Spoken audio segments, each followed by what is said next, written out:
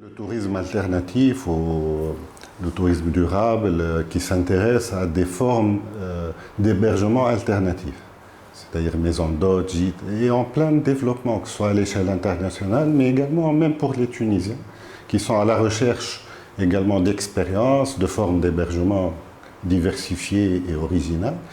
Et malheureusement, donc je repars sur les chiffres également, nous avons un blocage au niveau de la réglementation. On a compté plus de 2000 hébergements alternatifs sous toutes les formes, maisons d'hôtes, gîtes, etc.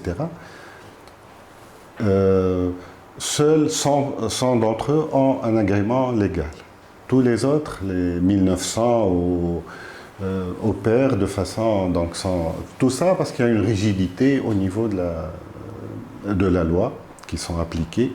Le processus est trop compliqué et trop lent. C'est un système de licence. Il faut déposer un dossier, attendre, contrôle, etc. Donc, beaucoup de gens ne déposent même pas la demande et ils ouvrent. Mais ce qui est dommage, parce qu'il y a un potentiel énorme par ces formes de tourisme d'hébergement alternatif ou de tourisme alternatif. Parce que ce tourisme alternatif ne se fait pas sur les côtes, c'est dans les zones, dans les campagnes, les zones intérieures.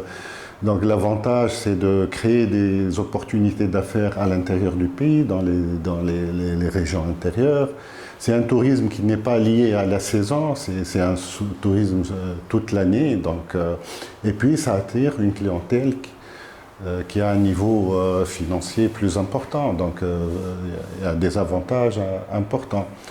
Et nous espérons, ça fait notre fédération plus de 2 ans que nous bataillons pour le passage du système licence pour l'hébergement touristique alternatif vers un cahier des charges qui soit assez flexible pour englober tous ces opérateurs.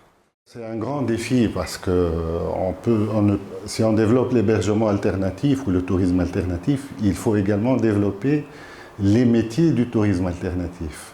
Les métiers, c'est des métiers qui malheureusement pour l'instant ne sont pas très reconnus, mais par exemple un guide de plongée sous-marine, un guide de kitesurf, un guide, on a du mal parfois dans mon activité, le tourisme d'aventure, un guide de randonnée équestre. Donc tout ça, ce sont des métiers.